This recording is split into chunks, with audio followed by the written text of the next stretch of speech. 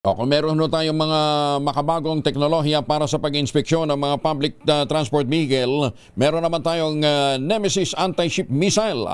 Katampok daw po sa kamandag exercise ng mga miyembro ng Philippine Marines at US Marines.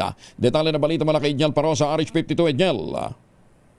Kuya Angel, opisyal nang iniladlad ng Philippine Marine Corps at ng United States Marines ang watawat ng kaagapay ng mga mandirigma mula sa dagat o kamandag exercise para ngayong taon na tampok sa ikasyam na edisyon ng joint training ay ang paggamit sa Nemesis anti-ship missile ng Estados Unidos na nananatili ngayon sa Northern Luzon.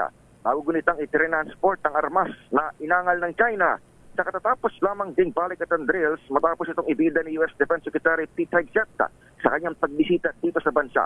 Ayon kay PMC Commandant Major General Arturo Rojas, halos 5,000 sumtalo ang sasabak sa pagkasanay tatagal hanggang sa June 6. Pero liban sa magkaalyado, kasama rin sa kamandag ang Japan Ground Self-Defense Force, Republic of Korea Marine Corps at British Armed Forces, bukod pa sa mga foreign observer mula sa France, Australia, Bahrain, the Netherlands, Canada, Indonesia, New Zealand at Thailand.